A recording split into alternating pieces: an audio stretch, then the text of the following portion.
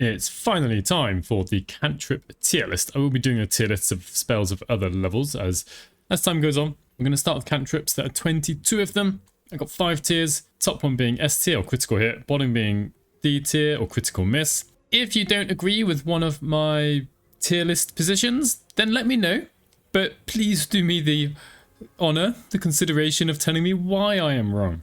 One thing to keep in mind is the opportunity cost of picking a cantrip, because most classes don't get access to very many of them. Sure, sorcerers start with 4, but some such as warlocks only start with 2. You might only get an extra 2 cantrips, and you can't switch them out. Once you've picked a cantrip, they're permanently yours. You cannot swap them for a different cantrip. Wizards can write cantrips into their spellbook, so they can add more and more. But yet, generally, once you've picked this cantrip, that's it. You're stuck with it. So I'm going to start with Acid Splash. It is available to sorcerers, wizards, eldritch knights, and arcane tricksters. Anytime I mention wizard, they will also be available to high elves and high half elves at character creation. So what does Acid Splash do? Well, you get to throw a bubble of acid that damages each creature it hits. So you can see the area of effect, and importantly, well, one thing importantly to note is it does affect your allies as well. So if I put it down here, it would affect Halison, who is a sorcerer in my playthrough here, my Absurd Urge here, and the 2 Flaming Fists. So perhaps what you want to do, obviously I'm risking this a bit. Ooh, flip shield. Is move away. And then we can cast Acid Splash, aiming it just so it hits the 2 enemies. It will only do damage if the enemies fail saving throws.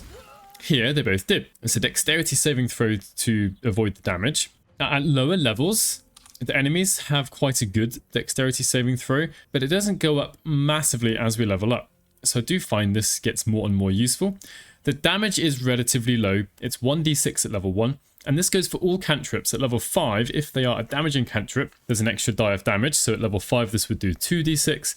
And finally, at level 10, an extra die of damage gets added. So this is now 3d6. I do find, as I leveled up, Acid Splash gets a tiny bit more useful. And one great thing it can do, it's really good at opening up crates. Obviously, outside of combat, you don't need to worry about using sorcery points or anything. I've used it to open crates and backpacks. And it doesn't affect what's inside. So look at that, 25 gold. It can really, really help. So I'm going to put it in B tier. Again, part of it is opportunity cost. By picking Acid Splash, I'm not picking potentially one of the better cantrips, and it does affect your allies, so it's quite difficult to sometimes position yourself correctly. And importantly, it's in the Conjuration School of Magic. It's not an evocation spell, so even evocation wizards will harm their allies, but it is the only area of effect damaging cantrip, so it deserves its place. I'm quite happy to take Acid Splash. Next up, and I am going through these in alphabetical order, is Blade Ward. It's an abjuration cantrip. It takes an action to cast, and for 2 turns, the current turn and then the next turn, you take only half the damage from bludgeoning, piercing, and slashing attacks. That sounds cool, because it kind of is. But the problem is, it uses an action in combat, so when I cast this, I then can't go and do any of the amazing other things I could do. And that's its main downside. It uses an action, so I'm not hurting the enemies, I'm not putting them to sleep, I'm not controlling them, I'm not doing anything else. And the way to win fights is to get your enemies down to 0 hit points, not let them do damage to you for more turns. It does potentially have some use for sorcerers if they've got extended spell, because then it lasts for 4 turns if you use extended spell. I still a hit. So it took 5 damage instead of 10. That's kind of cool, but obviously I've forced this situation to happen. It wouldn't necessarily happen. I've got to say, Blade Ward is available to bards, clerics, sorcerers, wizards, warlocks, eldritch knights, and arcane tricksters. In fact, what I said about high elves and high half elves, if a cantrip is available to wizards, that's also available to eldritch knights and arcane tricksters. Anyway, I'm putting this into C tier. The effect is cool, but the fact it uses an action in combat for most classes is just not good enough. I can't be using my action take half damage for this turn and the next turn. I want to use my action to take enemies out, whether that's through control or just outright killing them. That's what I really want to be doing most of the time. If you really can't reach an enemy and you don't want to dash to get closer, sure, Blade Ward is okay. If you can cast it ahead of time, ahead of a battle, perhaps you can have Blade Ward for 1, 2, or 1 round. It's kind of okay. It has uses, but again, opportunity cost, I'd rather pick most of the time one of these other cantrips. Next up is Bone Chill. It used to be called Chill Touch. I think they changed the name because Chill Touch is very misleading as a cantrip name. So what does it do? So I'm at level 10, right? So it does 3d8. At level 1, it's 1d8 damage, 1d8 necrotic damage.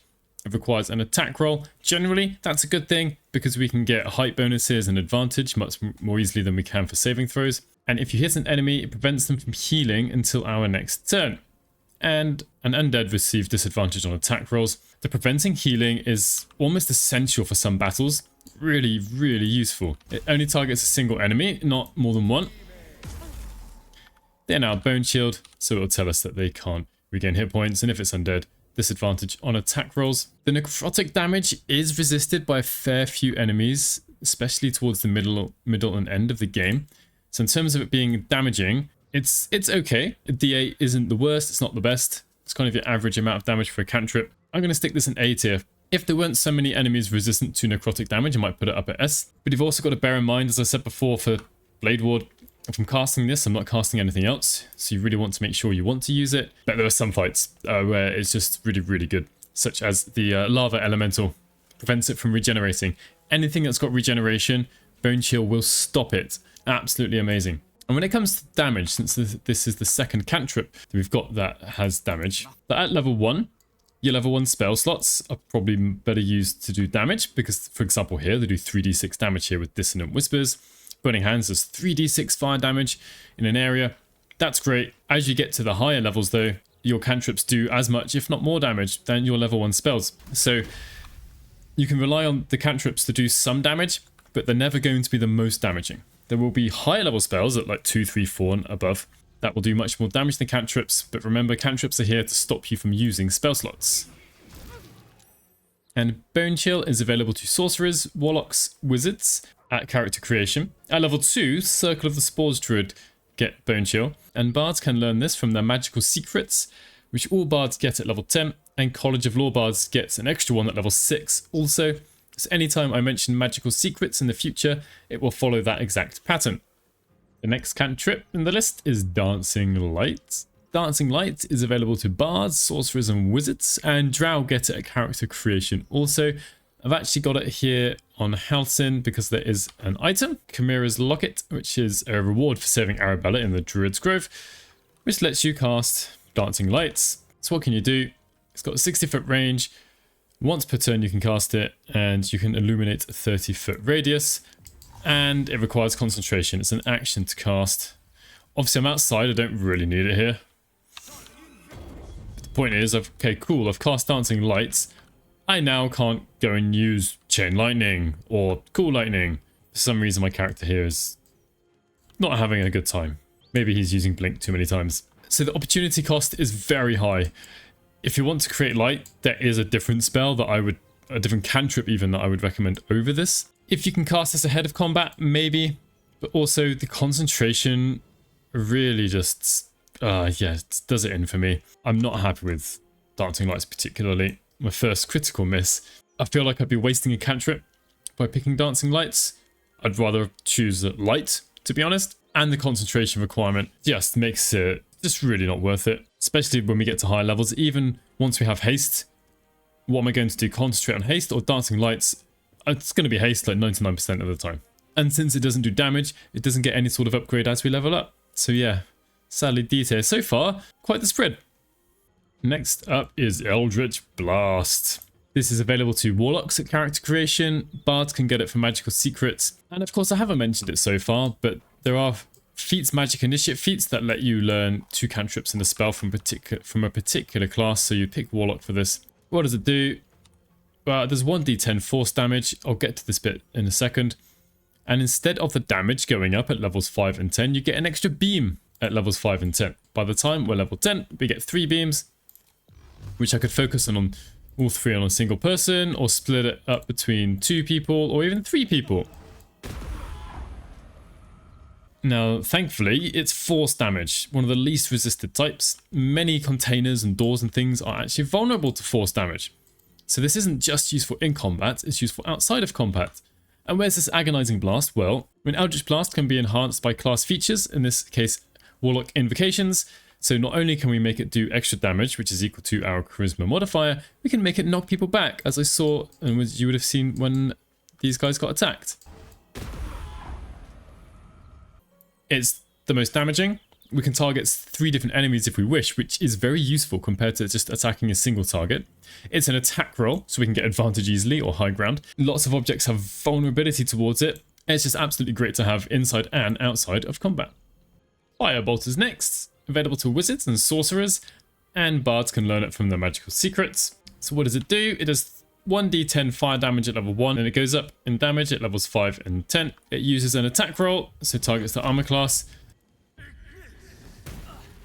Does a half decent amount of damage, equal to Eldritch Blast before we have any modifiers or enhancements to Eldritch Blast. It does fire damage. Now that is resisted by some enemies in the game. In fact, some enemies are probably immune even. But just like Eldritch Blast, it does have utility outside of combat. Obviously, this door isn't locked, but there are some locked doors that will be vulnerable to fire damage. There are things that can be set alight using Firebolt. It actually has utility outside of combat, and as a consequence, being equal highest damaging, I know we can't enhance it like we can Eldritch Blast, and being able to be used outside of combat, having utility outside of combat, I don't see any reason not to give this an S tier critical hit.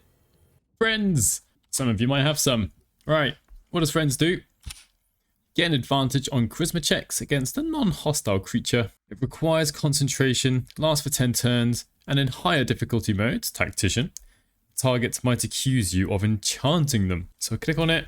You can have Friends. It does require concentration. So if you're already concentrating on another spell that you want to have going outside of combat, don't cast this. And then all of a sudden I get 2 dice to roll. Awesome. I wouldn't have done it without Friends. There we are. So where does this go? It depends on your difficulty level a little bit.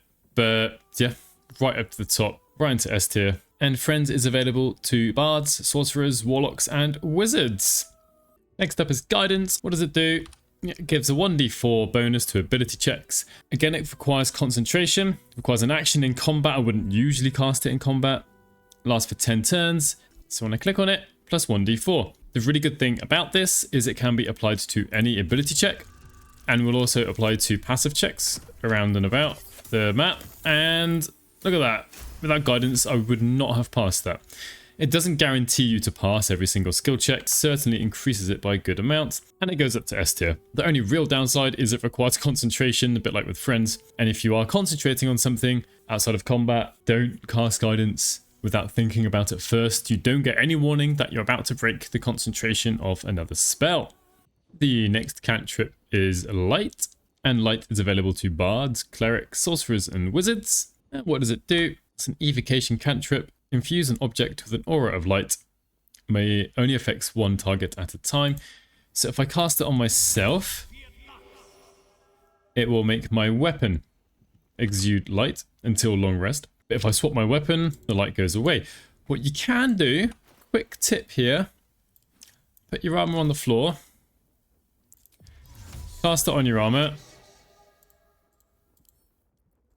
put your armor on, then you can walk around switching between your weapons, doesn't matter which one you've got, and you're all lit up. You can cast this ahead of combat.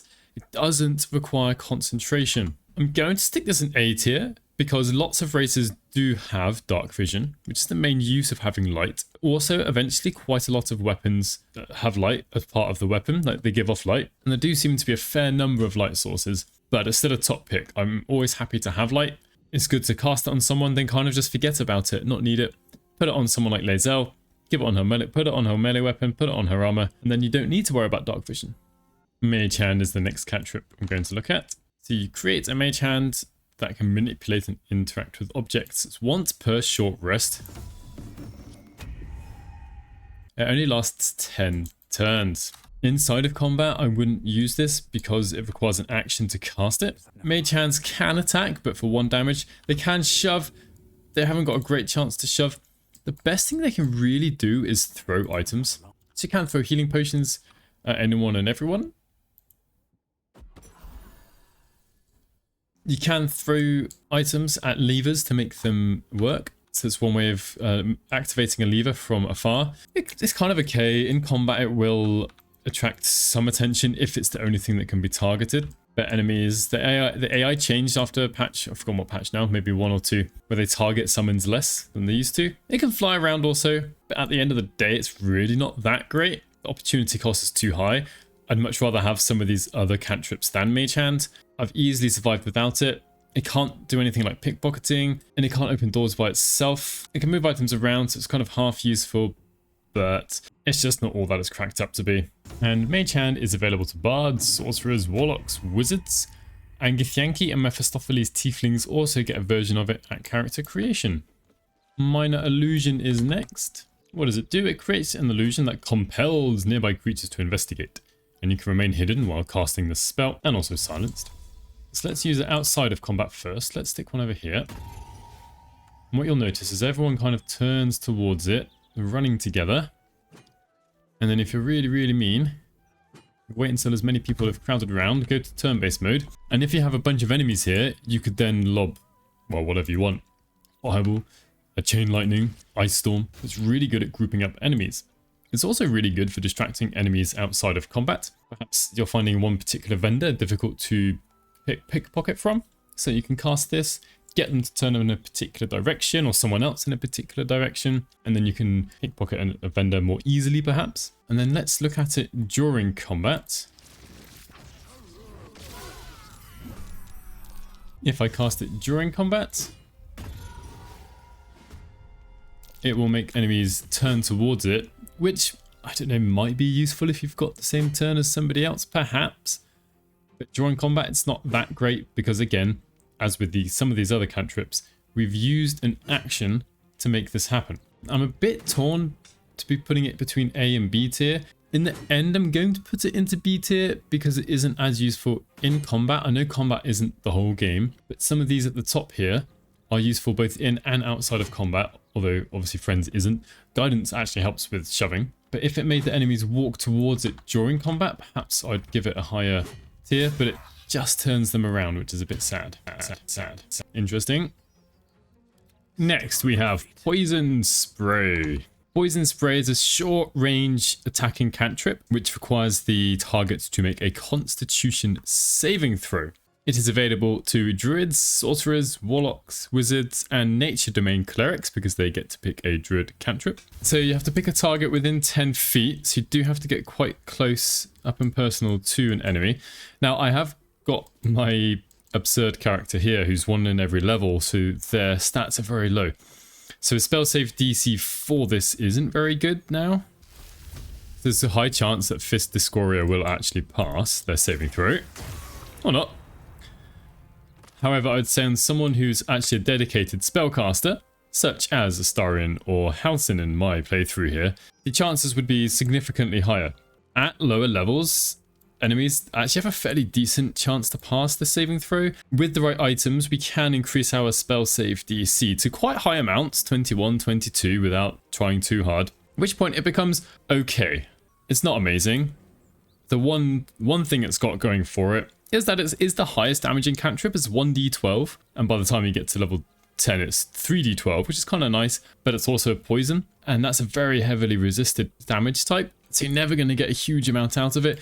I'm almost tempted to put it into critical miss, because the Constitution saving throw of enemies is generally quite high, and maybe we can only get some use out of it once we've got plenty of magic items that can increase our spell save DC.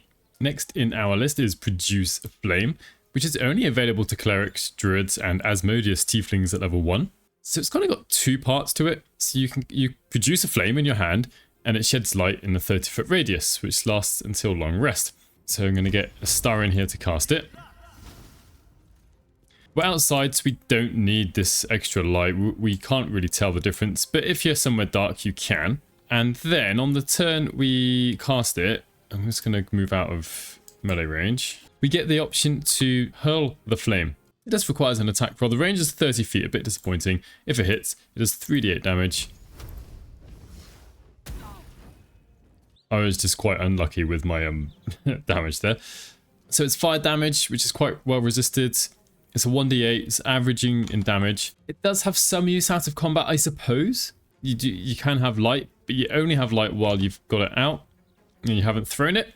I'm gonna put it at B tier because it's okay at the damage. It's not amazing. The range is quite small, whereas compared to like Firebolt, Bone Chill, Eldritch Blast, they've all got a 60-foot range, whereas Produce Flame is only 30, which can be a bit frustrating. And it's only a single target. It doesn't have any extra effects on the damage, but it can produce light for us. So it's kind of a 2-in-1, which is kind of cool. Not many cantrips get to do that. Ray of Frost is next. So it's another damaging cantrip with an attack roll, which does 3d or 1d8 cold damage at level 1, then goes up by 1d8 at level 5 and 10. And if it hits, it reduces the target's movement speed by 10 feet, which is really, really useful. This is available to sorcerers, wizards, and lore bards using their magical secrets. And also, as shown here, if it hits a surface of water or blood, it will freeze that surface. That might go against you, that might go for you. This is a very good cantrip. I'm struggling between A and critical hit. For me, kind of a bit like Bone Chill. It does an average amount of damage, but it's got a cool secondary effect, or kind of two secondary effects here. Reducing movement speed by 10 feet is really good, especially if you knock them prone at the same time. In this particular situation, I'm actually very close to the enemy anyway, and they've got a weapon with extra reach. Kind of a sign that the reduced 10 feet of movement speed won't always be useful, but I have used it many, many times on an enemy, and then they've had to dash, which is amazing because then they don't attack us. Well, at least most of the time they won't attack us. So I could understand if people do and would put it up in S and critical hit. Resistance. This is available to clerics and druids only, so quite a rare cantrip. It requires concentration and makes the target add 1d4 to their saving throws, so it's kind of like half of Bless. Unfortunately, during combat, it's usually just not the best thing to be casting, because now I can't use my action to, let's say, attack, right? I've talked about opportunity cost before. In combat, opportunity cost of this is too high. Maybe if there was absolutely nothing else to do, perhaps I would cast it. Where it does sometimes come in useful is outside of combat. There are some saving throws in some dialogue options, and it's great just to be able to cast resistance. I think it's a solid B tier. The main downside is the opportunity cost of in combat is not going to be that useful, and it requires concentration, and it means you can't take another cantrip. Sacred Flame. Right. What is Sacred Flame? It's a cantrip that requires the target to make a dexterity saving throw. It does 1d8 radiant damage. And look at that, 99%. I'll get to why that is in a second. At lower levels, Sacred Flame isn't very good, because as I mentioned with Poison Spray, your spell save DC just isn't really very high. But as you level up, you get more ability score improvements. You get more items that improve your spell save DC. Actually, the chances of it working start increasing quite a lot. Also, Fist Starlet here is prone, which meant they had disadvantage on that dexterity saving throw. In the early game, this is maybe a B or C tier. Later in the game, I'd say it's A or B. One thing it's got going for it is that it's the only cantrip that does radiant damage, and there are some items that can benefit radiant damage. So like later in the game it's A, earlier in the game it's C, so I'm going to average that out at B, because you will spend a fair bit of time in the early game where you're not going to get as much use out of it. It's available to clerics and bards through their magical secrets. Shillelagh is next. Shillelagh, right. Something quite unique about it is it requires a bonus action rather than an action. What it does is if you are wielding a staff or club, it will deal 1d8 plus your wisdom modifier of damage, assuming that you use wisdom as your modifier, and considering that only druids and nature domain clerics can get it, you're very likely going to be using your wisdom modifier. So now this staff here does 1d8 plus 4 damage. It's a +2 weapon, which is why it says +6 in total there. So I can try and use it. So the thing is, it kind of, I say it has a problem, but it doesn't scale with level, which makes sense. The way to get more use out of this cantrip is actually to have more attacks. So I've actually re-spec'd Housen to be a druid fighter multiclass. So we should find that on his turn, he'll get several attacks with this weapon. But the damage isn't great. It's okay. 1, 2, 3, there we are. And from the action of the first initial attack. But I doubt most people are going to do this. I doubt most people are going to multi-class a druid or nature domain cleric with a class that gives extra attack. If this scaled with level, let's say I did 2d8 plus wisdom modifier of damage, then it would be the go-to spell go-to cantrip for multiclassing, because then you can multiply the extra damage with the extra attacks, but that's not how it works, right? For druids, for nature domain clerics, at the low levels, it's great because it has a decent chance to hit and makes your damage magical, which helps overcome resistance. But by the time you get to high levels, it's not that great. You've got other cantrips that can do more damage. You've got spells that can do more damage. You can cast spells that control the battlefield better. So it's another one of these cantrips that kind of changes as you go through the game. Early on, it's definitely like A tier, easily. But by the time we're in Act 3, it's kind of C tier. So I'm going to stick it in the middle again. For me, for the high levels, it just doesn't do enough for druids and nature domain clerics who get 1 attack per turn. So overall, I'm going to stick it at B tier. Shocking Grasp, another attack roll cantrip that does 1d8, this time lightning damage. If it hits, then the target cannot use reactions, and the spell has advantage on creatures with metal armor. This is mostly very good. Choose my wisdom. So I've got advantage because the Flaming Fist here is wearing armor. In fact, I want to try and use it on someone who won't die when I hit them with it. Assuming I do. Oh, counterspelled. Right, I do have a scroll of Shock and Grasp at least. Right, let's try that again. Perfect, it hit. Now, Fist Noodleman doesn't have reactions. I can walk away. No problem. And something I didn't say about Rare Frost, another reason maybe it should be S tier, is we can make enemies wet, which will double the damage of Rare Frost and Shocking Grasp. I'm going to put this in S tier. I'm kind of hesitant between A and S, but the extra effect, taking away a reaction, is strong. And the fact we can get advantage with it with some enemies, and we can double the damage, I do think it's slightly better than Rare Frost. But I wouldn't disagree too much if someone else said they want to put it in A tier. Of course, I forgot to say that Shocking Grasp can be learnt by sorcerers, wizards, and will be given to you if you pick the Warcaster feat. Thaumaturgy is only available to clerics and Zariel tieflings at level 1. What does it do? It's very simple. You get advantage on intimidation and performance checks. For 10 turns, you do not need concentration. So it means it can stack with something like guidance. There we are, Thaumaturgy from the same character. Guidance, we've got them both. And now let's just do this. Show you a performance check. You can use this inside the skill check dialogues. And my performance was successful. I did have advantage because of Thaumaturgy.